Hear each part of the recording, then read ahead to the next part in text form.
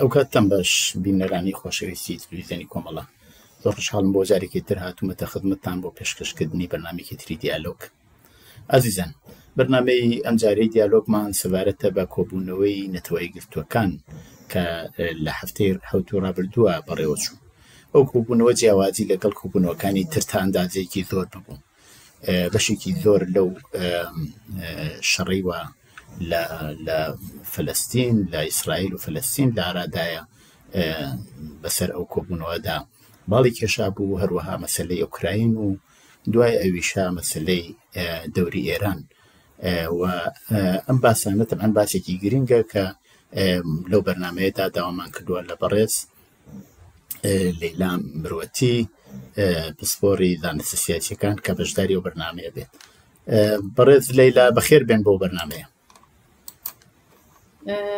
زۆر سپاستان دەکەم سلااو لێرە و بینەرانی بەڕێزتان، سپاس بۆ داوەت. زۆر سپاس. بەڕێز لەیلا، هەروەک باسم کرد جیاوازیەک لە بینی ئەو جارەی کۆبوونەوەی نەتەوە گرتووەکان بوو لەگەڵ ئەوانەی تر. پێم خۆشە لە ئەوڵەوە بە کورتی بۆمان باس بکەیت کە ئێوە ئەو کۆبوونەوەی ئەو جارەی نەتەوەی گرتووەکان چۆن هەڵەسەنگیانن؟ یارە ئەم ٨٠مین کۆبوونەوەی نەتەوە یەکگرتووەکان لە دوای دروستبوونی کۆمەلگای نێودەوڵەتی یا سازمانی ملل شکلی گرتووە و هەر ساڵە لە مانگی سپتامبرا ئەم وتووێژانە ئەم دانیشتنانە بەرگوزارەکرێت و وڵاتایی کە ئەندامی سازمانی مللەکان قاعدەکان سەرۆک وەزیرەکانیان یا سەرۆک کۆمارەکانیان دێنە ئەبێ قساکەن و دیارە لەبێ لەسەر گرنگترین مەسایلی ناوخۆوە مەسایلی ناوچەیە جیهانی قساکەن و دیارە ڕوانگە و بۆ چوونی جیاواز و جۆراجۆریان هەیە بە پێی ئیدۆلۆژیان، بە پێی وەزعیەتی ئابوووریان، بە پێی وەزعیەتی ناوچەکەیان و بە پێی ئەو شتێکە لە کۆمەلگای نێودەوڵەتیوە لە دنیادا بەگشتی پێش دێت. و بەخشێک لە وڵاتانە زۆر بۆ گرنگە کە بێن ئەو شتێککە لە ناو وڵاتەکەیان هەیە یا لە ئایندە دەتوانێت بێ بە دەرفەت یا خەیران بۆ خۆیان باسی لەسەر بکەن. لەم دانیشتنا تا ئەو جێگای کە من باڕەسیم کرد 140 کشوەر حوزوریان بوو بە 90 سەرۆک کۆمار بە 43 سەرۆک وەزیر لەم دانیشتنا حوزوریان بوو. دیارە احتماڵ زۆرێکی 2 نەفەریان قسەیان نەکردبێ بە غایبانێکیش لەم وتووێژە بوون کە نەبوونیان لە بەرچاو بوو وەکو پوتین، وەکو بەرحاڵ ڕەهبەری گەورەی رووسیە کە بۆ خۆی ئەزانن لە شەڕی ئۆکراینە شاید بڵێن کەسێکە کە شڕۆکردنەوەی شەڕی ئۆکراین بۆ دیارە کاریگەریەکی زۆر گرنگی هەم لە ناوچە هەیە و هەم لە سەرحی جیهانی بۆ کاریگەری ئەبینین. ئەمە بەخشێک لە وەزعیەتەکەیە، بەخشێکی کە لە وەزعیەتەکەیە جیاوازی ئەم دانیشتنە ئەگەڕێتە ناو ئەگەڕێتەوە بۆ تەقسیم بەندیە کە لە سەرحی نێودەوڵەتیە خەریکە شکڵ دەگرێت یا شکلی گرتەوەی زیرا خەریکە شکڵ دەگرێت لە ئێدامەی ئەوەی دیکەوە. بەس لەسەرەوەیە کە لەم تەقسیم بەندیە وڵاتایەکەن کە ناڕازین لە وەزعیەتی موجود، وڵاتایەکە وەکو وڵاتایەکە گەرێکیانە ئەو وەزعیەتە تەغییر بدرێ، ئاڵوگۆڕ لەسەر لە سەرحی جەهانی ئیجاد بکرێەوە. وڵاتایەکە اتفاقاً پیان وایە لە سەرحی ناوخۆ خەریکە لەباری ئابووری و وەزعیەتیان باشترە بێ بە خۆیان لە قەیرانەکان دەرباز کردان. و لە تەرەفێکی کەیشۆ ئێمە وڵاتایی کە بینین کە وەکو وڵاتهای زلهێز وەکو مەسەلەن دەوڵەتی ئەمریکا گەرێکیانە نەقشێکی گەورەتر، نەقشێکی گرنگتر بۆ خۆیان دابین بکەن و هەروە دەوڵەتی چینە ڕایانی ئێمە شەڕەکە ئەو شەڕەکە بە سوورەتی سونەتی لە نێوان وڵاتایەک وەکو چین و ئەمریکا هەیە. مەزۆرم شەڕی ئەسلحە نیە، شەڕی ئابووریە، ڕقابەت و ململانەی ئابووری بە شتێکی ئاوا ئەبینین لە ناو ئەمانە هەتا چێتە ناو نەتەوە یەکگرتووەکان بە لەبێ هەر کامیان باسی خۆیان نەکردن یا ئەو وڵاتانەی حتەنانەت لە ئەمریکای لاتین کە پیان وایە بەخشێک لە سیاسەتەکانی دەوڵەتهای زلهێز ئەتوانێت سیاسەتایەکی خەتەرناک بێت و هەڕەشەیەک بێت بۆ کۆمەلگای نێودەوڵەتی. بەڵام ئەوەی کە گرینگە زۆر بە کورتێتوانم بڵێن نیشانیدا ئەم دانیشتنەکە لە ئەسڵا کێشەکان هەل نەکران، قەیرانەکان هەل نەکران. شەڕی ئوکراین و رووسیا لەسەر جێگای خۆی هێشتا هەر هەیە، کێشەی ڕۆژهەڵاتی ناوەڕاست مەسئلەی فلەستین و ئیسرائیل هێشتا لەسەر جێگای خۆی هەیە مەسئلەی گۆرانی ئەتۆمی ئێران حل نەکراوە لەگەڵ ئەوە زۆر کێشەی کە وەکو کێشەی مهاجرەکان وەکو کێشەی ئاڵوگۆڕی ئیقلیمی ئەو تەغیرانەی کە لە ژینگە لە وەزعیەتی ئیقلیمی دنیادا خەریکە پێشتر هیچ کام لەوانە حل نەکراتوە زۆر باسی کەکە حل نەکرات هەموو ئەزانن ئەو کێشانە وجودی هەیە ینی هەموو بە شێوەی یاندا دەرن لەسەر کێشانەی کە هەیە بەڵام ڕێگا حل چارەسەرکردنێک من نەمبین لەناو قسەکانە بە زۆرتر بوو شعارێک وابوو تا عمەڵێکی یەکگرتوو کە نەتەوە یەکگرتووەکان دەبێت لە ئاخرا ئەوە نیشان باتیانەی لە شعار بچێتە عمەڵ ئەو شتەمان نەبینی ئەوە وەکو یەکێک لە کێشەکان و شاید بێژن لاوازیەکانی ئەم جارەی هەشتابین دانیشتنی کۆمەلگای نێودەوڵەتی بوو. بڵێ کەوا بێ زیاتر پیشاندانی هژمونی و هێزی ئەو دەوڵەتە ذلهێزانە بوو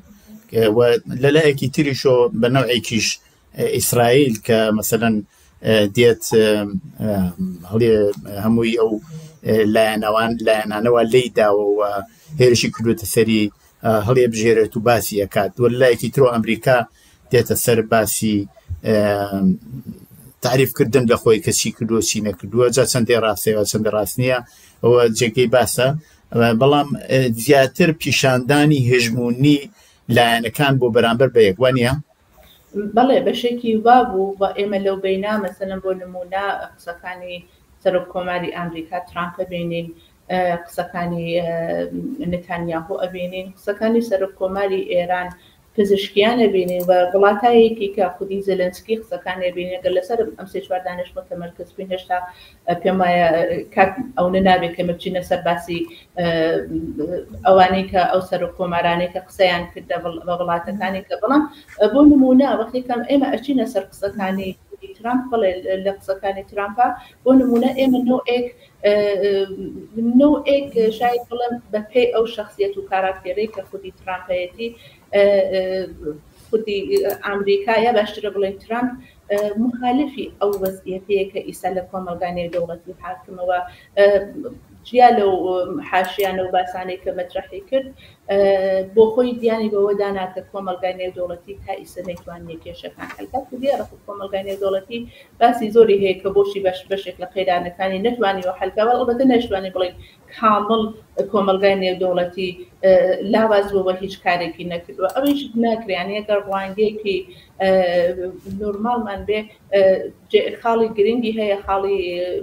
بەهێزی هەیە و خاڵی لاوازی هەیە کۆمەلگای نێودەوڵەتی بەڵام بەنسبەتی مەسەلەن ئەمریکا کە یا باشترە بڵێن خودی ترامپ کە منتەقدی وەزعیەتەیە ئەتوانین ڕوانگەی ڕوبەڕووی ڕوانگەی ترامپیش چاوی لەکەنیا ئەو باسی کە نتانیاهو مەطرحیکردن پێم وایە زۆر باسەکانی نتانیاهو بە نسبەتی شرایەتی ئێران گرنگە چون ئەگەر ینی بڕۆین و دووبارە چاو لە قسەکانی نتانیاهو بکەینەوە هەر لە سەرەتای باسەکەی چووە سەر ئێران بە ئەو تابلوانە ئەو تەساویرەی کە نیشانی دا بە شەڕێکە لەگەڵ ئێران کردوویەتی بە ئەوەی کە بە احتماڵی زۆر ئەو شەڕە ئیدامەی بێت و باسێکی گرنگ بە ناوی دروستکردنی دەوڵەتێکی مستەقلی فلستینی کە دیارە ئەمە زۆر ئەمیش بۆ خۆی باسی هەیە کە ئەم حتمما دەچینە سەرەوە باسە بەڵام هەر جارێ هەر بە بگەڕینەوە سەر پیشاندانی هێز و هێژمۆنی ئەو وڵاتانە ئەگەر لەبیرتان بێ پێش لەم کۆبوونەوە کاتێ پوتین و ترامپ یەکتری نەبینن لەوێ بەناوێک ئەمریکا تۆزێک نمایشێکی چەک و هێزی سەربازی خۆیدات لەو لای شەوەیەما بینین چینیش لە کاتی ئەو کۆبوونەوە وا کردی لە وڵاتی چینکرا هێزێکی گەورەی نظامی پیشانەدا ئایا ئەو مەسەلەی نظامیە ئەوەی کە بە نوعێک هەڕەشەیەک لەسەر دنیا کرێەوە پیشاندانی دیان بەیەکترین کە ئێمە چەنێ هێزمان هەیە چنێک لەم کۆبوونەوەی نەتەوەی گرتوەکانان ڕەنگی دایەوە توشاکە ئەوەی کە ترامپ و خودی پوتین لە ئەگەر لەبیرم چۆ لەکوێ ئالاسکا بوو دوازانم لە شوێنی لەوێ وڵاتە ئەوان یەکترینیان بینی وەخۆ ترامپی شات بەسەڵام نیرویەکی نظامی و ئەو نەمایشە نظامی مانۆڕە نظامیەی داوە حتا قسە لەو بۆمبەفکەنە نەکرا کە ترامپ زۆر بە شێوەیەک بەکو ئفتخار چاوی لێ کرد. من هەر پێشتریش لە جێگای کە وتبووم ئەوەی کە ترامپ ئەنجامیدا زۆرتر لەوەی کە نەتیجێکی ئیستراتیژیکی بەتایبەت بۆ تەواوکردنی شەڕی ئوکراین بێت زۆرتر نمایشێکی قودرەت بوو، چون ئەمەڵەن شەڕی ئوکراین تەواو نەبوو حتا لە دوای ئەوەیشا ئێمە تەنانەت دانێ ئاتش بەسێکمان نەبینی ئاتش بەسێکی موقتمان نەبینی تەنانەت چەند ڕۆژە لە دوای ئەوە بینیمان کە هەردوو هێزەکە ینی ئوکراین بە رووسیا ڕوبەڕووی یەکتر زۆرتر واردی شەڕ بوون لە نەهایەتە حتا زۆر مەسئلەیە کە ترامپ لە خودی کۆمەڵگەی نێودەوڵەتی باسی لەسەرەوە کرد کە ئوکراین دەتوانێت بۆ خۆشی وەکو دەوڵەتێک ئەو بۆ خۆی حملە کاتە ناو ڕووسیانی من پێم وایە حتا خودی زلنسکیش لەو شتە زۆری تەعجب کرد. بەڵام لەو دیداری دوای ئەوە کە ترامپ لە چین کردی ئەمە چون باسەکە باسێکی ئابووری بوو بەتایبەت دەوڵەتی ترامپ کێشە و ململانی زۆری بوو لەگەڵ دەوڵەتی چینە بەتایبەت لەسەر باسی تعرفەکان تعرفە گۆمرۆکیەکان ئەوەی کە بە شکایەتێکە ئەمانە لەباری ئابووری و ئەلەیهی یەکترین کردبیان وەکو مەسئلەی هۆشی مەسنوعی وەکو مەسەلەن مەسایلی سایبەری و ئەمنیەتی بێسەڵا سایبەری و مەسایلێکی ئاوا دیارە بە پێچەوانی مەسایلی سیاسی و دیپلۆماتیک یا ئەمنیەتی کە ئەمانە زۆر بەڕوونی قسە لە باوڕەکانی خۆیانەکەن یا باشترە بڵێم قسە لە ئستراتژیەکانی خۆیانەکەن لە مەسئلەی ئابووریە دەوڵەتی ئامریکا و حتا دەوڵەتی چین چون ئەمانە ڕابطی اقتصادی ماڵی زۆر نزیکیان هەیە ئەمانە جزئی ئەوەڵین دووەمین قدرەتای اقتصادی و ئابووری لە دنیان لەباری اقتصادی و ئابووری و ئەمانە زۆر بە احتیاط قساکەن حتا شخصێک وەکو ترامپیش هەتا گەرەکی بوو ئەو شتە حفظکات کە بتوانێت ڕێگایەک دانێ بۆ وتوبێژەکانی دوای ئەوە. بەڵام دیارە خۆ دەوڵەتی چینی زۆری بۆ گرنگ بوو کە ترامپیش چاوی بەسڵاح بۆ نەمایشە نظامی و هێزە نظامیەکانی ئەو کەوێ هەم لە تەرەفێک بۆ مەسئلەی تایوان و هەم لە تەرەفێکەوە ئێمە نۆعێک ململانەی غێری مستەقیمی ئەو دوو دەوڵەت ئەبینی لەباری هێزی نظامی و هێزی قودرەت کە دیارە هێشتا قسەی ئەوڵەکە لە سیاسەتی بینومەلەل و ڕەوابەتی بینومەلەل هەر ئەمیش هاتە ناو سەفحی کۆمەلگای نێودەوڵەتی و ئەو دانیشتنەی کۆمەلگای نێودەوڵەتی ینی هەر کام لەمانە ئاماژەیان بەوا کرد کە دەوڵەتەکانیان فەناوەریان هەیە دیارە بەخشێکی زۆر لەو فەناوەریانە فەناوەری تەکنۆلۆژی نظامیە کە هێشتا ئێژم قسەی ئەوڵەکە بە گەرەکیان بوو بە دنیا و بە ڕەقیبەکانیان بیسەلمێنن کە ئێمە ئەگەر هێرشێک کرێتە سەرمان ئەگەر هەڕەشێک ڕۆبەڕووی ئێمە بێ ئێمە ئەتوانین دفاعکەین لە خۆمانمە بۆشیان گرنگ بوو کە بڵێن ئەگەر لازم بێ واردی نوعێک سیاسەتێکی دفاعی مەسەلەن هاوبەش لەگەڵ دەوڵەتای خۆیان ئەبن. بەڵێ کە بینە سەر مەسەلەی ئێران پزیشکیان لەو کۆبوونەوەیدا کە وتارەکەی پێشکەش کرد مەزڵوم نماییکی تایبەتی لە خۆی پیشاندا کەەوە وڵاتەکان هێرش کراوەتە سەریان و ئەمان داخوازی ئاشتی و سڵحیان هەیە بەرامبەر بەجیهان و ئێمان هیچ شتێکی وایان نەکردووە. بەگشتی ئێوە قسە و باسەکەی پزیشکیان چۆن هەڵەسەنگیانن سەر کۆماری ئێران؟ مەسەلەی گرنگەوەیە کە حاوکات کە پزیشکیان خەریک بوو ئەو شتانەیەوەک لە نەتەوە یەکگرتووەکانە ئێمە سوخەنڕانی قسەکانی عەلی خامنەیمان بینی کە قسەکانی عەلی خامنەی کامڵەن بە پێچەوانی قسەکانی پزیشکیان بوو. ئەگەر پزیشکیان پێخۆش بوو لە نەتەوە گرتووەکانە بە شعر و بە ئاماژە بە شخصیەتای ئەدەبی ئێران بڵێ ئێران بێگوناحەوە ئێران لێرە خۆی بەکو دەوڵەتی قوربانی وایە یا وڵاتای ئوروپایی و ئامریکا بە بەتایبەت ئیسرائیل خەریکە زۆمێلەکەن قەتری لێ دەکەن لە بەرابەر یا خامنەی وەکو ئەسڵیترین ئەکتەری ئەمنیەتی سیاسی و ڕەهبەری وڵای ئێران نیشانیدا کە نا سیاسەتەکانی بە پێچەوانەی پزیشکیان سیاسەتێکی قوربانی نییە بەڵکو بە هیچ عنوان ئەو لە سیاسەتەکان ئەو ئستراتژیەی کە تا بە ئیمرۆ لە تووری ئەم 46 ساڵە بە نسبەتی ناوخۆی ئێران بە نسبەتی ناوچەی ڕۆژهەڵاتی ناوڕاست بە دنیای گرتوویەتە پێش بە هیچ جۆرێ پاشەکەشی ناکات و عەقبنشینی ناکات یعنی ئەوە نیشانیدا نوعێک پارادۆس دوو هەڵوێستی جیا لە ناو ئێرانە وجودی هەیەجا ئەوەی کە هەڵوێستی غاڵبە ئەوەی کە لە ئەسڵا کاریگەر و تەئسیرگوزارە قسەی ڕەهبەری ئێرانی قسەی ڕەهبەری ئێران یعنی خامنەیە کە ئەکتەری ئەسلی و تەسمیم مەگرێ بەو شێوەی کە پزیشکیان نیشانیەدا دەڵێ ئێران کشوەرێکی زۆر قوربانی و فەقیر بووە هیچ کارێکی نەکردو لە حاڵەکە پزیشکیان ئاماژەی بەوە نەکرد کە کۆماری ئیسلامی هەر لە سەرەتای دروستکردنی تا بە ئیمڕۆ و لە چەند ساڵی دوای دروستکردنی ئەوڵەن کۆمەکی کرد بە دروستکردنی حیزبوڵڵای لوبنان کۆمەکی کرد بە حەماس کۆمەکی کرد بە ئەو گروپانەی کە بە ناوی نیابەتیەکانی ناسین بە پێچەوانی ئەو شتێکە لە قەرارداد لە بەیستەڵا قەراردادهای پادمانی هەیەی لەگەڵ ئاژانسی نێودەوڵەتی ئێنێرژی ئەتۆمی پێتانیۆمی ئۆرانیۆم یعنی غەنیکردنی ئۆرانیۆمی لە 3% کرد بە 60% کە ئەوە ئەسڵ شتێکە لەگەڵ خودی قەراردادەکانی ئاژانس کامڵەن جیاوازەوە جیا لەوەوە دژی ئەو شتەیە هەمووی ئەوانە نیشانە کە شوعارەکان و قسەکانیان لەگەڵ ئەوەی کە ئەنجامیەدەن زۆر جیاوازە زۆر فەرقی هەیە وە کۆمەلگای نێودەوڵەتیشەوە ئەزانێ بۆیە چون ئێمە بینین لە فاصلەی ئەو بچووبێژە و لە فاصلەی فعالبوونی مەکانیزمی ماشەکە ئیتر لە ئیمڕۆ عەمەڵەن مەکانیزمی ماشە فعال بووەوە کەمتر لە بەیانیەوە بابزانم لە بەیانیەوە دەست پێ لە بەیانی ببەخشن لە ڕۆژی لە بەیانی یەکشەمە دەست پێکات ئێمە ئەبینین لە نەهایەتە ینی لە توولی ئەم یەک هەفتە کۆمەلگای نێودەوڵەتی ئەیزانی کە کۆماری ئیسلامی گەرێکێتی چیپانی لە توولی ئەم یەک هەفتە کە فرسەتێک بوو مستەقیم یەکترین ببینن خودی پزیشکیان ئامادە بوو کە ترامپ ببینێەوە لەگەڵ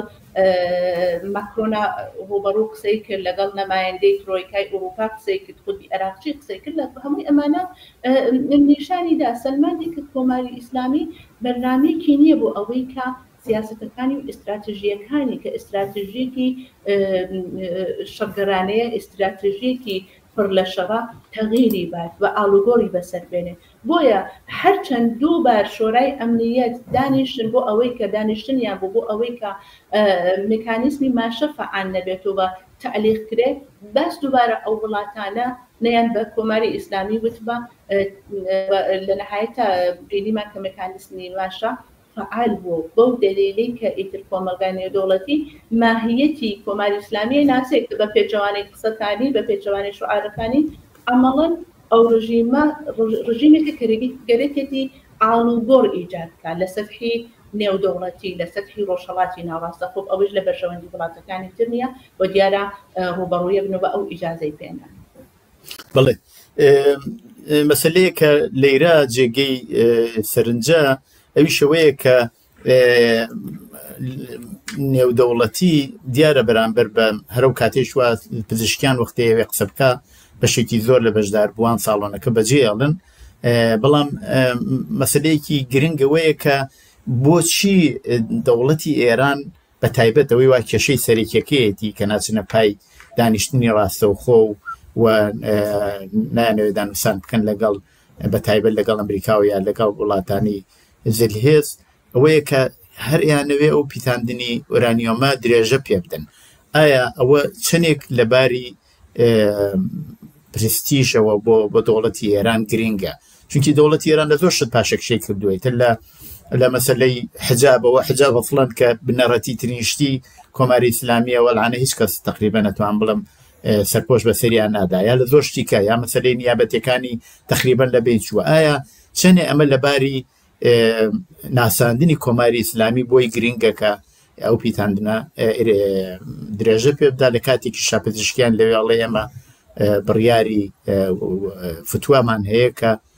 بۆمبی ئەتۆم دروست ناکە ئەلبەتە ئەو فتووە زۆر ڕاحەت دەتوانێت ئەوەش کرێمە یەکێک لە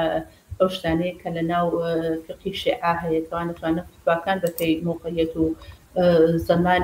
تەغییر بن یعنی ئەوە شتێکی مطلق نییە بە کۆمەلگانەی دەوڵەتی شەوازانێ کۆماری ئیسلامی ئەزانێ مەسئلەی غەنیسازی ئەگەر ئالێسا لەگەڵ کۆمەلگای نێودەوڵەتی ڕێککەوتنامێکی بێ بۆەوەی کە غەنیسازی ئورانیوم پێتانجۆمی ئورانیوم بەرحاڵ متەوەقفی کات یانی تەسلیم بوونی بە کۆماری ئیسلامی گەرەکەتی وەکو دەرفەت لەوە ئیسفادەکە لەو کارتە ئیسفادەکە کە پێتانجۆمی ئورانیوم لە ئاخرین مەرحلە ئیسفادەی دەکەنی وەکو شتێکە لە ئاخرین مەرحلە وەکو ڕێگای ڕزگاری خۆی وەکو ڕێگای نەجاتی خۆی ئیسفادەی لێ کات بە پێی وایە ئەوە بۆیە کۆماری ئیسلامی سیاسەتێکی هەیە بە ناوی سیاسەتی ئێبهامی هەستەی بە تایبەت لە دوای شەڕی 12 ڕۆژە لە پێشی گرتەکە لەم سیاسەتی ئێبهامی هەستەیە دەڵێ ئێمە ناڵێ بە کۆمەلگای نێودەوڵەتی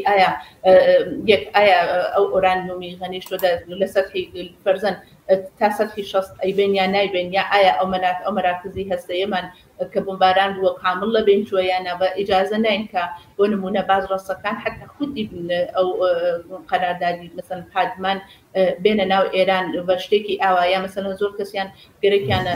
تایبەت لە نمایندەکانی مەجلیس دەڵێن دووربینە نەزارەتیەکان دووربینەکان خامۆشکن و ئیجازە نەن هیچ بازڕستێک واردی ئێران بەیانی لە هەمووی ئەمانە وەختی کە هەمووی ئەمانە خێنەلایە دەتوانین ئەو نەتیجەی لێ بکەین بەوە بگەین کە کۆماری ئیسلامی مەسئلەی ئورانیومی غەنی شدە وەکو شتێ بینێ وەکو ڕێگا حەلێک بۆ خۆی ئەبینێ کە لە کارەساتە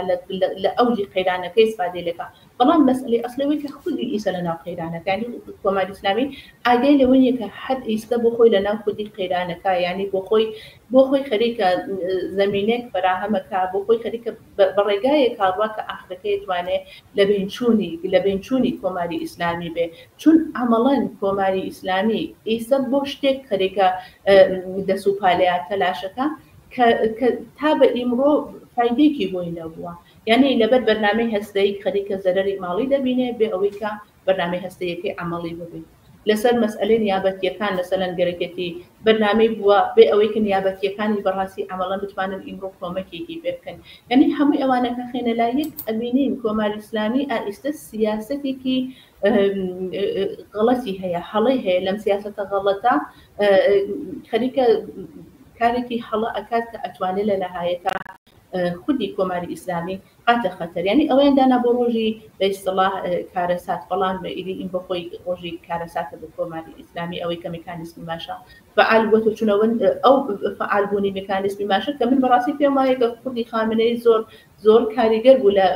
لە ئەوەی کە میکانیزمی ماشە فعال بێت و ئەو نەی کە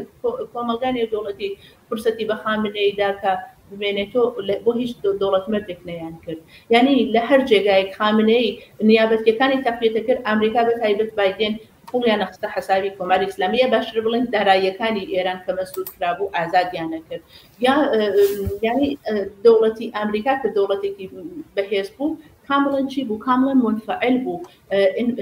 هیچ ئەکتێکی نەبوو لە بەرابەر ئێرانە ئەو نێ کە کۆمەک بە کۆماری ئیسلامی بە خودی خامنەی کرا بەڵام ئیتر ئا لە مەرحەلە لە مەرحەلە من پێم وایە تر کۆمەلگای نێودەوڵەتی ئیتر ئەو دەرفەتە بە کۆماری ئیسلامی ناکوە بۆیە ئەس شتێکی بەناوی ئورانیومی غەنی شدە بە تایبەت و 400 کیلۆکە لەلایەتی گەرێکی نابێت لەسەری قسە بکە پێی وایە ئەوە ڕێگا حەلەکەی و ڕێگا نەجاتەکەیەتی بەڵام من پێم وایە هەر خودی ئەوە ئەتوانێت بێ بەو شتێک کە کۆماری ئیسلامی ببات بەرەو لە بین چوون چون ئەم جملەی ئاخرش ئەتوانم ئەرسان کەم بە تایبەت کە لە ناو خۆی ئێران یعنی ئەوەی کە گوشار لە کۆمەلگای نێودەوڵەتی لەسەر ئێران حاکمە بێ خودی کۆمەلگای ئێران بە تایبەت لەباری ئابووری و ئەمانە ئەتوانم بڵێم ئەکتیانە بێت یعنی حد بە سوورەتی غەیری ئێرادی ئەو دوانە لە ارتباط لەگەڵ یەکان گوشاری دەرۆ بینومەلەلی لەسەر ئێران ئەتوانێت لە نەهایەتە ئینفجارێک لە ناو کۆمەلگای ئێران دروستکە ناڵێم حتمەن و لزومن بەڵام ئەتوانێت دروست بکات ئەتوانێت کارێک بکات کە یەک دەفعە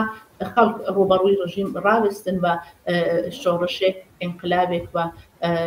ئینفجارێکی ئاواش ناڵێم 100% بەڵام ئەگەری ئەوە زۆر زۆرە بەڵام ئاخر ئەگەری ئەوە لە کاتێکا ئێمە خۆ شەڕی 12 ڕۆژە بۆ خۆی نمونەیەک بوو کە زۆر کەس پیان وا بوو کە بەو بەلێدانی ئەو ناوەندانە ئەو کەسایەتیانی کۆماری ئیسلامی حتمەن ئەوە ئاڵوگۆڕێک لە کۆمەلگای ئێران دێتە پێشەوە لە سوورەتێکامیان بینین کە هیچ ئەوە ڕووی نەدا بەڵکو تا ئەندازێکی زۆریش کۆماری ئیسلامی زیاتر دەستی ئاوەڵە بوو بۆ گرتن و ئەعدامکردن و بۆ ئەوەی کە جێگەپێگەی خۆی قایم بکات. ئایا بەڕاستی هەرچەند باسەکەمان زیاتر لەسەر کۆبوونەوەی نەتەوە یەکگرتوەکانە، بەڵام پێتان وایە هێزی دەرەکی ئەتوانێت ئەسڵ ئایا العانە ئەمریکا و ئەو هێزانەی وە لەسەر ئێران خەریکن سەرمایە گوزاری ئەکەن بۆ گۆڕینی، ئایا پێیان وایە ئالتەرناتیڤێکی وەها هەیە کە بتوانێت بێتە سەرکار و بتوانێت نیازەکانی ئێوان جێبەجێکا یاکو ئەوەی کە نەخێوانیە و نەخەڵک هێشتا بۆ ئامادەیەکی گەیشتون خۆیان بۆ خۆیان بێڕوخێنە ئەوەیش کە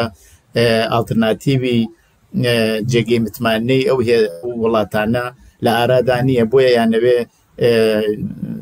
عمری کۆماری ئیسلامی زیاتر درێژ بێتەوە. لەبارەی ئیسرائیل من پێوانیە ئەو دروست بێت. ئیسرائیل بە پێچەوانەی وڵاتای غەربی بە پێچەوانەی وڵاتای ڕۆژاوایی بە حتا تەنانەت خودی ئەمریکا ئێرادێک لە ئیسرائیل بە نەزەری من هەیە ڕۆژ بە ڕۆژ قەویترە بێت و زۆرترە بێ بۆەوەی کە کۆماری ئیسلامی بە کولیەتی بڕووکەچنەوە زانەوە هەڕەشێکە بۆ مەوجودیەتی ئیسرائیل بۆ مانەوەی ئیسرائیل ئەوە ینی مەسئلەی ئیسرائیل لێرە توانین جیاوازکەینەوە، بەڵام بۆ وڵاتەکانی کە دروستە ئەوەن بەرژەمەندی خۆیان هەیە بەتایبەت حتا لە ناوخودی ئەمریکایشە ئەوان ئەو مەترسیان هەیە کە ئەگەر بەرزەم ڕژیمی کۆماری ئیسلامی بڕوخێەوە بۆ شایەکی سیاسی پێش بێت لەو بۆشایی سیاسیە ئێران تووشی شەڕی ناوخۆ قەیرانێکی ئاوا بێت. ئەمریکا چی بکات؟ ئایا مەسئلەی وەکو ئەفغانستان مەسئلەی وەکو سووریا یا وڵاتەکانی کەوانێکە تووشی ئەو قەیران و شەڕە ناوخۆ بوون ئایا دووبارەوە ئەوە تەجروبە کرێتەوە؟ ئێمە لێرە دەبێت ئەکتەرێک بە ناوی کۆمەلگای مەدەنی لە نەزەر بگرین، خەڵک لە نەزەر بگرین. بۆچی خەڵک لە توولی ئەو چەند ڕۆژە هاتنە دەرۆ بۆ خۆی ئەوە مەسئلەیەکە من پێم وایە حتا لێرەش مەتوانین کۆمەلگای مەدەنی کوردستان لەگەڵ کۆمەلگای مەدەنی لە ئێران جیاکەین و جیاوازی بکەین. بۆچی بەتایبەت تەبەقەی متەوەستی ئێران لە تاران لە شارە گەورەکان لە ئێسفەهان لەو شارانەی کە حرەکەتیان فعالیەتیان ئەتوانێت کاریگەر بێ بۆ ئەنجام نەگیریات دەبێت بەڕاستیەوەشێ باسێکی زۆر پێم وایە درێژخایەنی دەبێت کە چینە سەر ڕۆڵانشیناسی سیاسی خەڵکێکە لەژێر دیکتاتۆری لەژێر ئێستەبداد لەژێر فشاری ئابووری هەن بەڵام حرەکەتێک ناکەن. ئایا پۆتانسیلێکی ئینقلابیان هەیە یان یانە؟ ئەگەر هەیەە چۆنە ئەو پۆتانسیلە ئینقلابیە دەبێت بە حرەکەتێکی سیاسی بە ڕووخانی حکوومەت یا ئەوان فقط لە حدا کە حکوومەت لەباری ئابووری و ئیسلاحاتێک ئەنجامبات پی رازیمە بۆیان کەف ناکات حکوومەتێک تر لەباری سیاسی و چنەوە حکوومەتێکە چنەوە ئەو زەهنیەتش لەسەر فارسەیە لەسەر کۆمەلگای لافانم قسەکەت قەتعەکەم. ئەخی ئێمە تەجروبەمان هەیە، ئێمە تەجروبەی عێراقمان هەیە، تەجروبەی سووریەمان هەیە، تەجروبەی لیبیمان هەیە. وەختێک ئەو ئاڵوگۆڕە لە وڵاتانە لەلایەن هێزی دەرەکیەوە هاتە ئاراوە ئێمە نابینین هیچ ئاڵوگۆڕێکی ئاسایش، ئاڵوگۆڕێکی ئابووری، ئاڵوگۆڕێ بۆ خەڵک کۆمەلگای خەڵک بێتە دی، بەڵکو بۆ ماوەیە کە هیچ وڵاتەکە شێواوە بەسەریەکا و نائارامی بووە. دواتریشێ من ئەبینین کە دیسان هێزێکی تر لە چەشنی هەرەوەی پێشوو هاتوۆتە سەرکار و درێژە بە دەسەڵاتەدا بە پێی تەجروبەڵێن خۆی من نازانم بەیانی ڕۆژچی پێش لێ لە ئێرانە. بۆ ئەبێ ئەمە پێمان وا بێ تایبەتیەکی هەیە ئەگەر مەسەلەن لە ڕێگەی هێزی دەرەکی یا ئیسرائیلەوە ئەو ئاڵوگۆڕە لە ئێران بێتە پێشەوە، ئەو لە چیەوە ئینسانەوە دەتوانێت؟ بەشە منیش لێرە پرسیارێکەکەم بۆ شتێکە لە دەستی ئێمە نییە، شتێکە لە دەستی خەڵک نییە. یعنی شەڕی 12 ڕۆژە پێشات نە خەڵکی کوردستان تاسیرێکیان بوو، نە خەڵکی تاران، نە شارەکانێکەوە شتێک بوو کە شەڕی دوودانە هێز بوو، دوودانە دەسەڵات و حکوومەت بوو. بۆ شتێکە بەدەستی حکوومەتەکان پێشکەوە ئێرادێک لە ناو خەڵکانیە دەبێت ئەگەر پێشهات ئێمە بە چاوی لێ بکەین کە حتمەنەوە ئەبێ بە مەسەلەن مەسئلەیەک بۆ یعنی ئەبێ بە کێشە و ئەبێ بە مانعێک بۆەوەی کە ئەو خەڵکی کە زەعیفن لاوازن ئەوە نەکەن بە دەرفەت. بۆ نەبێ بە دەرفەت بۆ خەڵکێک، بۆ نەبێ بە دەرفەت بۆ وەختێکە بۆ نمونە ئەرسانەکەم ئیسەی ئەفغانستان ناکەم کە دەوڵەتی کە تاڵبان هاتە سەرکارم گەرەکم نابێت پێ بڵێن دەوڵەت و مەشروعیەتێکی بێسەڵات و فاقوێت و ژووری پێ بەم تاڵبان هاتە سەرکار. پێش لەوە خۆ دەرفەتێک بۆ خەڵکی ئەفغانستان بۆ ناو ئەفغانستان دراکە حکوومەتێکی بە قەولی خوان ئەڵێن فەراگیر پێش بێت. دێ ئەو دەرفەتە پێشات کێشە لە ناوخۆ بوو، کێشە لە کۆمەلگای نێودەوڵەتی نەبوو کە کۆمەکیان کرد بە ئەفغانستان کە تاالبان ڕژیمی پێشووی تاالبان بڕوخێ. ئەوە کێشە ئەوە بوو کە کۆمەلگای مەدەنی ئۆپۆزیسیۆنی بە ئەو باوەڕە دموکراتیکە لە ناوخودی ئەو وڵاتە شکلی نەگرت بوو. بۆ ئەگەر لە ئێرانە شەڕی 12 ڕۆژە پێشات دەخۆ ئەوە دەرفەتێک بوو. من پێمان نییە ئەوە گەرەکەم نابێت لەو ڕانگە چاوی لێکەم وەکو ئەوانەی کە لە ئێران باوەڕێکی ناسیۆنالیستی بە ئەو جەهانمەتێنی ئێرانیان لە ناوخۆیانە گەورە کرد و حەملە کراوەتە نا بەرژەوەندی ئێمەی کورد من پێم وایە زۆر زۆر زۆر جیاوازە. ئەوە فرسەتێک بوو بۆ کورد و بۆ کۆمەلگای مەدەنی ئێران تەنانەت بۆ ئۆپۆزیسیۆنیشی و حتا بۆ ئۆپۆزیسیۆنیشی کە بتوانێت دەی بۆ ئەو فرسەتیان نەخواستەوە خەڵک حداقل بڵێن ئێمە لە ئێران هێزێکی سازماندرا و حزبێکە بڕیار بدان نییە، بەڵام لە کوردستان ئێمە تا ئەندازێ ئەوە ئەبینین. ئەی بۆ هێشتا ئەوە نەبوو بەهۆی ئەو ئاڵ و گۆڕەوە؟ چون ئەو شەڕە نەهاتران کوردستان بۆ معنای واقعیە، شەڕەکە نەهاتە کوردستان بە کورد بە تایبەت هێز سیاسیەکانی سەوان بخۆین ئەتوانن باشتر جوایە سوالە بنەوە. بەڵام لە دوای بزوتنەوەی ژینا، لە دوای ئەوەی کە هەموو خەڵکی کوردستان هاتنە دەرەوە لەگەڵ کۆماری ئیسلامی شەڕیان کرد، بەڵام ئەو پاڵپشتیا لە باقی ئێران نەبوو، مەگەر لە تاران بوو، مەگەر لە مەشهد بوو، مەگەر لە ئیسفەهان بوو، نا زندگی عادی خۆیانەکرد لە چەند منتەقەیەکان نەبێ بەڵێ جوانیان کوژرا بە کەسانێک لەوێ کوژران، ئەوە ناتوانین دیان بۆشتەنەنین. بەڵام لە کوردستان بە پێی تەجروبەی سەرکوتی بزوتنەوەی ژینا خەڵکی کوردستان گەرەکیان نەبوو بن بە ئاماج بن بە ئیستیلاح وەسیلەیە کە لەو وەزعیەتە کە کۆماری ئیسلامی گەرەکەتی خەڵک سەرکوت کا بە کوردستان مرکزی ئەو سەرکوتانێ دووبارە ئەو شتە پێش بێتەوە. بۆیە خەڵکی کوردستان حرەکەتێکیان نەکرد، بەگەر ئەزانین کۆمەلگای مەدەنی کوردستان بەهێزە، کۆمەلگای مەدەنی کوردستان بەهێزە ئیسش خەریکە هەر هەزینەی خۆی ئاتۆ، بەڵام بۆچی هێزە سیاسی کارێکیان نەکرد؟ ئەوە بەسێکی کە من پێم وایە هێزە سیاسیەکان بەڵێ ناوسەم باسەکەمان من چونکی ئەو ئاماژەتان بە کۆمەلگای مەدەنی کرد بۆیە منەوە پرسیارانم کرد، هێنا باسەکەمان زیاتر لەسەر کۆبوونەوەی نەتەوەی گرتوەکانە ئەکرێ بەرنامەیەکی تایبەتی تر لەسەرەوەی کە هێزی دەرەکی سنێک کە توانێت ئەسیری لەسەر گۆڕانکاری وڵاتێک ببێت یان نەبێت لەسەرەوە ئینسان ئەتوانێت قسە بکە، بەڵام فقط من ویستم بڕێت تجاربی ناوچە و حتا ئەوەی شوال لە ڕوویدا لە شەڕی 12 ڕۆژە باش بکەم. کە بینەوە سەر دیسان باسەکەمان نەتەنیاهوی شەر وەکو پزیشکیان کاتێک کە دەستی کرد بە وتارەکەی ساڵۆنەکەیان بەجێهێشت و لەوێ نەتەنیاهوش دیسان ویستی هێزەکەی تا ئەندازەیەک پیشان بدات و باسی قدرەت و هێزی خۆی بکات. پێتان وایە کە چەندێک توانیوێتی دەوڵەتی ئیسرائیل سەرکەوتوو بێت و ئەوە وەکو شتێک بداتەوە بە ناوچاوی نەتەوەی یادگرتوەکاندا؟ بێگومان ئیسرائیل لەباری نظامیۆ سەرکەوتوو بووە، بەڵام لەباری بەستەڵاح دیپلۆماتیک و سیاسی نا. لەباری نظامی خۆ دیارە ئەو شتێک کە ئیسرائیل ئەنجامیدا، ئەوەی کە لە غەزا ئەنجام بووە، لەگەڵ ئەوەی کە خودی حەماس ئەنجامیدا لە 7 ئۆکتۆبر 100% تێرۆریزم بوو، کوشتنی خەڵکی بێگوناح بوو، ئەوەی کە لە ئەسڵا خودی حەماس ئەنجامیدا لەگەڵەوەی کە ئەوە وەکو کارێکی تێرۆریستی ئەیناسین، بەڵام ئەو مجازاتە دەستە جەمعیەی کە دژی خەڵکی غەزا ئەنجام بوو ئەویش بۆ خۆی نوعی کوشتاری غێری نظامیانە. ئەویش ئەگەر ئێمە ڕووکەینە دادگا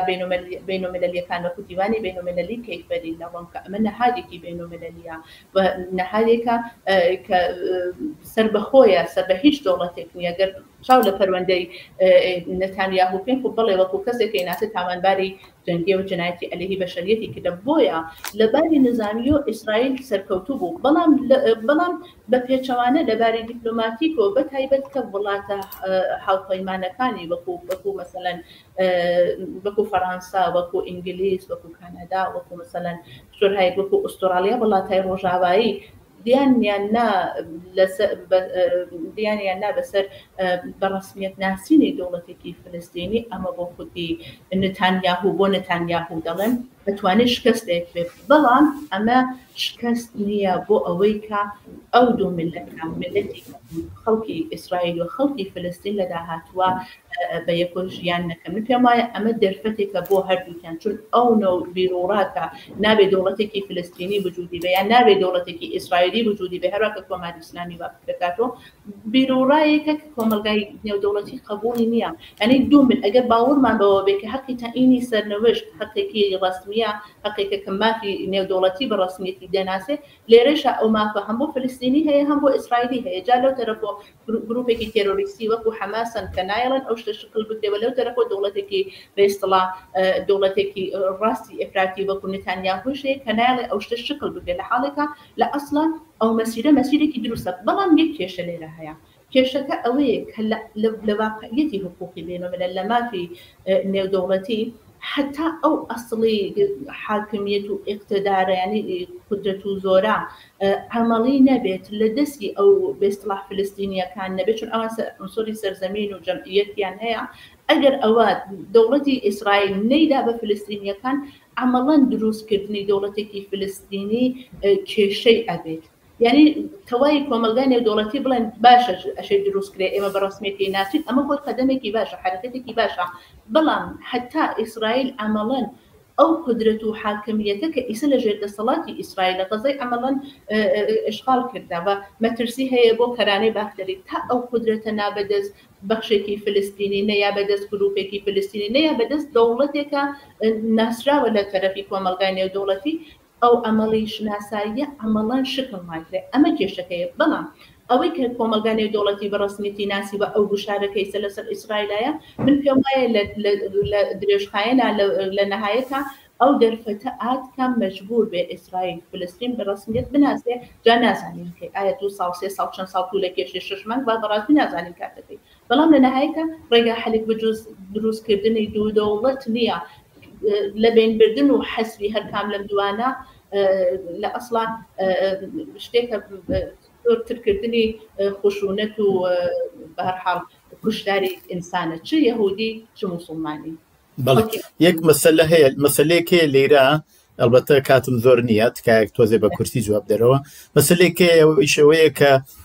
مەسەلەکەوە نییە کە ئەو وڵاتانە دەوڵەتی فەلەستین ئەسلمێنن، ئەوە تەبعاً نەتوانێت تاسیری ببێت، بەڵام بۆ خۆی لە ئاسی نێودەوڵەتیشە ئێمە بزوتنەوەیەکی دژ بە ئیسرائیل و پشتیوانی لە فەلەستین ئەبینین، مەسەلەن بە تەزاوراتهای چەند سەد هەزار نەفەری لە ناوەندەکانی وڵاتانی ئوروپایی ئەبینین بۆ پشتیوانیکردن لە خەڵکی فەلەستین و دژ بەو دژمنکاریانەوە و کۆمەڵکوژێەوە ئیسرائیل دژ بە خەڵکی فەلەستینیەکە. لەم مەوردەدا ئایا پێتان وانە ئەو گوشاری کۆمەلگای نێودەوڵەتیەیە وەکو خەڵک مەبەستمە زیاتر دەوڵەتەکانیشی تا ئەندازەیەک وادار کردو بەوە کە دەوڵەتی فەلەستین بسلمێنن؟ بەڵێ حتمما کاریگەرە. وەختێک لە وڵاتێکی چکولە وەکو فەنلاند کە شتێک لە حەدی 5 ملیۆن جەمعیەتی هەیە، ئێمە بینین ڕۆژانە خەڵک تەظاهوراتەکەن دژی و کوشتارەوە یا لە وڵاتەکانی کە لە کشوەرهای وەکو ئینگلیز وەکو ئەمریکا وەکو کانادا و وڵاتای ئوروپای ڕۆژاوایی ئیتر باسەکە وانە بڵێن ئەوە دەوڵەتەکان بە پێی بەرژەوەندی خۆیان ئەو شناساییان ئەنجامداوە. دیارە بەرژەوەند بەخشێک لە بەرژەوەندیەکەی ئەوان نەگەڕێتەوە بۆ مەترسیەکانیان لە ناوخۆکە ئەو خەڵکە ڕۆژ بە ڕۆژ زۆرترە بن بە شوعارەکانیش زۆرترە بێت و لە ئەسڵیشە ئەو کوشتارەکە ئەنجامەگیریەک ئەو نەسڵ کوشتێک ئەنجامەگیریەک دەتوانێت ویژدانی عمومی دەوڵەتەکان، ویژدانی عمومی کۆمەلگای نێودەوڵەتی بخاتە ژێر پرسیار کە ئێوە هەمووتان دەیبینن ئەی چی دەکەن، ئەی بۆ کارێک ئەنجامدان، خۆ ئەرەوە نیە دەوڵەتەکان قسە لە پێشرفته خۆیان بن، ئەی لە وڵاتەکانی کە پێش دێت. ئەمە یەک شتە. بەڵام من پێم خۆشە ئالێرە ئاماژە بەوە بکەم کە ئەگەر ئەو ئێعترازانە بە حەقەکە منش پێم وایە بەرحەقە، ئەویش دەبێت لە نەزەر بگرین ئەوانیش کە پاڵپشتی کوشتاری 7 ئۆکتۆبر بوون، کۆماری ئیسلامی،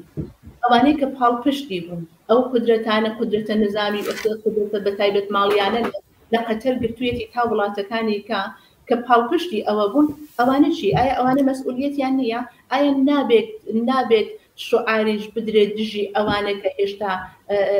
پاڵپشتی حەماسن هێشتا گرۆگانەکانی ئازاد نەکردووە ئەگەر قەرار بێ ئێمە بۆ باوەڕمان بەوە بێ کە مافی مرۆڤ وجودی هەیە و هەموو لەبین و هەموو حەقی ئەوەیان هەیە هەرەونە کە بۆ دەوڵەتێکی فلستینی دەبێ بکۆش تەلاش بکرێت هەرەونەش دەبێ بۆ گرۆگانەکان تەلاش بکرێت چون نابێت مجازاتی عمومی خەڵکی بێگوناغی خەڵکی غێری نظامی لە هەموو حقوقی بینالملل مافی نێودەوڵەتی مەحکومە ئەوانەی کە لەباری نظامی کۆمەکەن ئەوانەی کە لەباری اقتصادی و کۆمەکەکەن دەوڵەتێکی پاڵپشت بکو ئێرانچی ئایا نابێ مجازات کرێ ئایا نابێ قسەی لەسەر بکرێ ولی لەگەڵ ئەوەیشا ئیسرائیلێک دەوڵەتی نێتانیاهو چون هەموو خەڵکی ئیسرائیل حتا هێزەکانی ئیسرائیلیش بافکر ناکەنەوە بە دەوڵەتی خودی نێتانیاهوش دەبێ پرس بێت کە من پێم وایە ئیسا لەو مۆقعیەتا قەراری گرتا ئەوەی کە خەریکە فلستین بەڕاستیەتە ناسرێ ئاوا لە سەرکەکی بینالمللی بۆ خودی ئیسرائیلەوە توانێت نوعێک خودی شکستی دیپلۆماتیک بێنە لە زوڵمە نظامی. من فقط پێم خۆشە ئاماژەیەکی کورت بکەم چونکی تێسانەوەش باسەکەمان نییە سێ ڕۆژ لەوە پێش ساڕۆژی ئەو گەشتپرسیە بوو کە لە هەرێمی کوردستانە کرا بۆ دامەزراندنی حکوومەتێکی سربەخۆی کوردستان کە ئێمە بینیمان لەوێش هێزی نێودەوڵەتی چەندێک دەوری بینی بە تایبەت دراوسەکان چۆن کاریگەریان لەسەر هەرێمی کوردستان کرد ئێستا کە وتم باسی نییە کە ئایا بە دروستە و کارەکرا نەکرا بەڵام مەسەلەی مافی دیاریکردنی چارەنووس بۆ خۆی بە تەنیا وەک ماف حەقێکی نێودەوڵەتیە سەرمێنراوە بەڵام بینیمان چۆن ڕەفتاری لەگەڵ کرا بە بینە سەر ئەو مۆزوعی کە هەردیسان مربوطە بە کۆنفرانسەکە لە پەراوێزی کۆنفرانسەکە ئێمە زۆشتی سەیرە بینین یەکێکی ئەوەیە کە ماکرۆن کە ئەوێت بە لەگەڵ هێزەکانی ئەوانەی وا پارێزەری بوون بڕۆن دایانە بەزێن و بە مەجبوریانەکەن بە پیادە بچن بۆ سەفارەتخانەی فەڕەنسا چونکی ئەڵێن ترامپ لەو بەیناڕە دەبێت و بۆیان نییە بڕۆن و یا کوتمشاکەین لەسەر لە کاتێکا کە ترامپ و هاوسەری قەولوایە بچنە ناو ساڵۆنەکەی نەتەوە یەکگرتووەکان ئاسانسۆرەکە پلکانە بەرقیەکە ئەکوژێتەوە و ئەوان مەجبور بوون بە پیادە بڕۆن و یا دیسان هەر لە پەراوێزی ئەو کۆبوونەوە دانیشتنێکە لەگەڵ ئۆردۆغانە لە بینی ترامپ ئۆردۆغانایە ترامپ بە ئۆردۆغان ئەڵێ ئەمە یەکێک لەو کەڵک بازانەیە کە توانیوێتی هەڵبژاردن بە شێوەیەکی چاک مهندسی بکات لەسەر ئەم باسی پراوێزی ناو کۆنفرانسەکە کە قسەی کە بینیمان لەو بابەتەوە ئەڵێن چی من پێش لەوە کە دوایەوە سوال لە پرسیارە بە من فقط زۆر کەم پێم خۆشە ئاماژە بۆ باسی ڕێفراندۆمی هەرێمی کوردستانە بکەم ئەوە وەکو حەقێک ئێمە هەرکە ئەو حەقە بۆ خەڵکی فلستینە ناسین پێم وایە ئەمە یەکێک لە کۆتاییەکانی یەکێک لە خاڵە لاوازەکانی کۆمەلگای نێودەوڵەتی بوو کە هەموو شەڕەکان هەموو پیان وایە کە فلستینیەکان و حەقیان هەیە منش پێم وایە دروستە دەقیقاً فلستینیەکانیش و حەقیان هەیە بەڵام ئەمە یەکێک لە خاڵە لاوازەکانێتی کە بۆچی بۆ میلەتی کورد بۆ خەڵکی کوردستان ئەو حەقە بە ڕەسمیەت ناناسن بە تایبەت هەریمێکە لە زۆر یانەی وەختێک کە چاوی لێکێن وەکو دەوڵەتێکی بە ئیستیڵاح دو فاکتۆ ناسراوە قەراردادی بینالمللی هەیە لەگەڵ وڵاتەکانی کە لە ئێرتەباتە هەیە سەرزەمین و حاکمیت و حکوومەت و چوارچێوی خۆی هەیە بۆچی کۆمەلگای نێودەوڵەتی دیانی پێنانێ ئەگەڕێتەوە بەدەست یەک بۆ بەخشێک لە کێشەکان کە لە ناوخودی کوردستان هەیە کە ئیسەکاتی نییە لەسەری قسە بکەین بە بەخشێکیش یەگەڕێتەوە بۆ بەرژەوەندیەکان کە لە ناو دەوڵەتای بەرژەوەندی جیاواز کە لە کۆمەلگای نێودەوڵەتی بەداخەوە بە نسبەتی پرسی کوردی بە پرسی کوردێشتا بێجواڵ ماوەتەوە ئەگەر گەڕینە سەر و باسی حاشیەکان کە لە کۆمەلگای نێودەوڵەتی شغلی گرتبوو بەڵێ دیارە ئەو حاشیانە من پێم وایە بەخشێک یەگەڕێتەوە بۆ خودی ئەکتەرەکان بۆ خودی شخصیت و کاراکتەری ئەوانەی کە حضوریان بوو وەکو مەسەڵەن خودی ترامپ کە دیارە هەر لە ئەوڵی قسەکانی چەندانە حاشیە تایبەتی دروست کرد لە نێو قسەکانیش یا هێرش هێرشیە بردە سەر حتا ناتۆ هێرشیە بردە سەر هاوپەیمانەکانی خۆی بە لە سیاسەتی ناوخۆشە خودی مەسەلەن بایدێنی نەقدە کرد بەڵام یەک مەسئلەی شەیە کە من پێم خۆش لێرە ئاماژەی پێکەم بکو باسێکی پێم وایە کلی خراپ نییە باسی لەسەر بکەین ئەوێ شەوەیە کە ئێمە بە نسبەتی سازمانهای بینالمللی کە لە وڵاتایەکە هەنکە هەر سازمانێکی بینالمللی لە وڵاتێکە مستەقلە سازمانێکی بینالمللی فەرزەن مثلا لە لاهەی هۆلەندا لە ڕۆما لە فەڕەنسەیە فەرزەن نەتەوە یەکگرتووەکان لە نیویۆرکە ئەم سازمانانە لە ئەسڵا لە بنەڕەتە ئەمانە قەراردادێکیان هەیە پێڵێن قەراردادی مەقڕ لە قەراردادی مەقڕە ئەمانە نوعی هەڵسوکەوت و قەوانینی خۆیان ناوخۆی خودی سازمانەکان و قەوانینی دەروی سازمانەکەوەی کە مەربوط بە سازمانەکەیان لەگەڵ ئەو دەوڵەتەی کە لە ناویا جێگرە ئەی بەسێ پێڵێن قەراردادی مەقڕ کە لەناو ئەمانە مشخصێکە فەرزەن کۆمەلگانەی دەوڵەتی سری مقرراتی هەیە کە فەرزەن ێژێ دیپلۆماتەکان مثلەن ئەڵێ فەرزەن دیپلۆماتای خارجی کە دێنە ناو سازمانی مەلەل دێنە ناو کۆمەلگانەی دەوڵەتی لە شاری نیویۆرکن تاکوێ ئەتوانن بڕۆن تا چ منتەقەیەک ئەتوانن بڕۆن چ کارهایەکەش ئەتوانن ئەنجامن یعنی ئەمە قەراردادهایەکی ناوخۆیە کە ئەوانە بەستویانە بەخۆ دەوڵەتای فێدەراڵ دەوڵەتای کە سازمانانە لە ناویان ئاساکن هەن قاعدەتەنەشێ ئەو شتانە ڕعایەتکەن بەڵام دیار بوو دەوڵەتی ترامپ بەتایبەت بە نسبەتی ئەو سێ چوار شتێک کە ترامپ مەطرحی کرد ئێژم بەخشێکی گەڕێتەوە بۆ خودی کاراکتەری خودی ترامپ ئەو شتەی زۆر لە نەزەر نەگرت ینی مەسەلەن بینیمان چ لەباری بەسی دروستبوون و ئەوەی کە ئێرادێکی فەنی هەیە لەو پلیکانانە یا غیرە ئەوەی کرد بە بەهانەوە سۆر بەسیکەی مەطرح کرد ئەوە نیشانیات کە بەتایبەت ئالەم بارودۆخەدا حتا شخصیەتەکان کاراکتەرەکان ئەتوانن تا حدێکی زۆر شتای ئەسڵی بەقەولی معروف چوارچێوە ئەسڵیەکان وەکو قەراردادەکان لاواز و لاوااستری کەنەوە ئەلبەتە زۆر کێشەی لە کۆمەلگای نێودەوڵەتی بۆ نمونە هەرو باسی کە ئێمە لە شۆرای ئەمنیەتی ئەبینین وەکو ئەو حەقیبێتۆکە هەیە ئەویش بۆ خۆی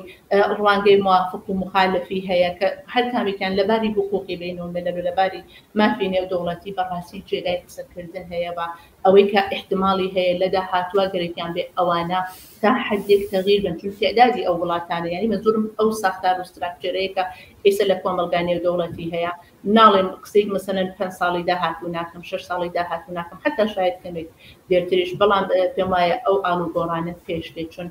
کۆمەلگای نێودەوڵەتی جێگایەکە کە دەوڵەتەکان بە نسبەتی ئەسڵ مهم نییە گەورن چکولەن دەوڵەتان مێنین لیختەنشتاینە سەن مارینۆیە کوێ ئەوانەی کە عضوی سازمانی مللن تا دەوڵەت زلهێسایەک وەکو مەسەلەن ئەمریکا و چین و رووسیا و شتە هەمویان یەک نوێنەریان هەیە لە مەجمەعی عمومیە بە یەک حەقی ڕەئیان هەیە ئەوە شتێکی زۆر گرنگە ڕئیس جمهوریان سەرۆک کۆماریان سەرۆک وەزیریان یا شخصیەتە باڵاکانیان نەتوانن لەوێ قسە بکەن و دیارە ئەم شتە ئەمەڵەن